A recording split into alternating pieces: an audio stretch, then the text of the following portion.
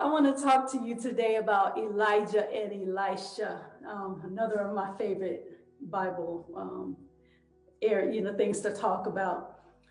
You know, when we look at Elijah, Elijah was running for his life after he had killed all these prophets of Baal and, outrun a chariot. I mean, who runs faster than a horse-drawn chariot? This is a man of power, a man of wisdom, a man of power and anointing. But at the word of a woman, he got scared and was running for his life and hiding in a cave. And so we come upon his story, and God encounters him and says, Elijah, what are you doing here? And Elijah, this great man of authority and power, is sitting there, he's whining and he's complaining, oh Lord, she's coming after me, and, just scared for what? But he's there, and the Lord tells him, get up, quit your whining. I want you to go anoint 2 kings, Jehu and Hazael, I believe. And then I want you to go and anoint Elisha to be your successor. And so the Lord, Elijah gets up and he goes to go unlock Elisha. And so Elijah could have just stayed right there and had his pity party. He could have just stayed right there and not moved forward. But he decided that he was going to obey God and go unlock Elisha, who went on to do double the miracles that Elijah ever did. But now listen, that's a two-sided story, because Elijah had to be obedient to go do the unlocking, but Elisha had to be willing to be unlocked, right? So are you willing to be unlocked today? He finds Elisha plowing, but I tell my husband all the time, I talk about this story a lot, but I tell him all the time that I imagine that Elisha was watching and waiting for the day, because I feel like something on the inside of him knew he needed to be unlocked. I feel like he just was in great expectation that something was getting ready to happen. And so I picture Elisha plowing that field, just plowing and looking, watching, just waiting on the day. Because when Elijah came and put his mantle upon him, he didn't hesitate. He had a few things he had to go get straight before he went, but he did not hesitate. He was waiting on the day for his unlocking.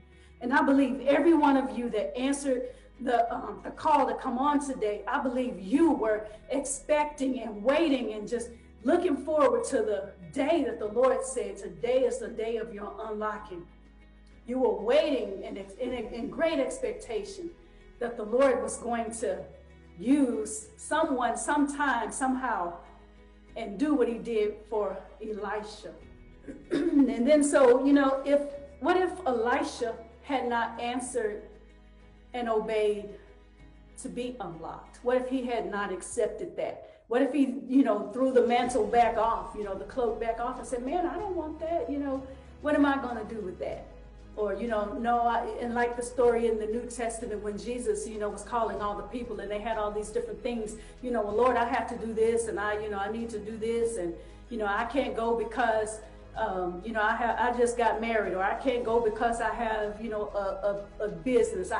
I can't go because I have kids, some of the things that we say, and, I know that's sometimes difficult.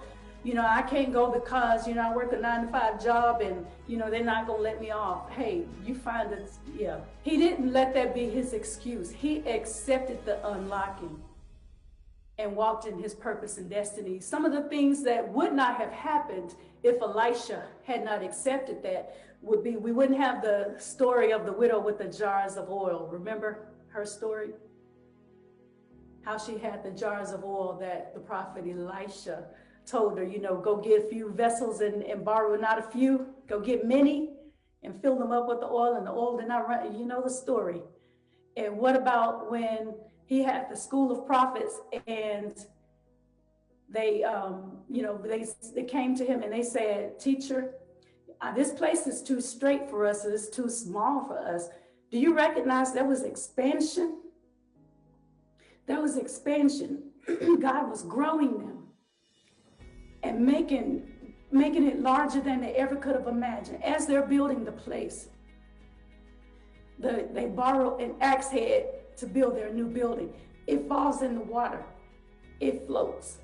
Do you know that iron doesn't float in water? I mean, you could just go on. The Shunammite woman who didn't have a son now has a son. That son dies, and now he's raised again because of the prophet. What if he had not accepted his unlocking? All these things that we see, the double miracles that he did over Elijah even, they would not have happened if he had not accepted it. And so I want to tell you this today, though, that as you accept this unlocking today, you're going to leave here changed. You're going to be different. And it's not going to be easy when you go back into your home environment, your work, and all these different things, because people are going to say, it don't take all of that. You know, you didn't need to change. I thought you were fine just like you are. What's going to be your answer?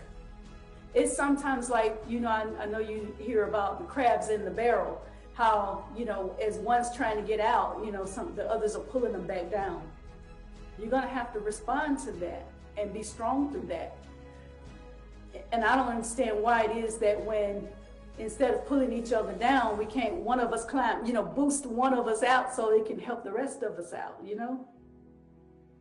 But I want you to know this is a message of deliverance today. As I have my last closing, this is the day of your unlocking. It's the end of an era, and, you know, God opening up, moving you into a new time, new dimension. I don't even like to just say new levels. Hey, we listen, new dimensions. What you hear today, you are going to be responsible for it. You're not going to be able to unhear what you heard today. You're not going to be able to walk away from this and just say, oh, that was a good message, and, you know, I don't have any responsibility to respond to it. God is going to require you to respond to it, because he's standing there waiting on you to accept what he's offering to you.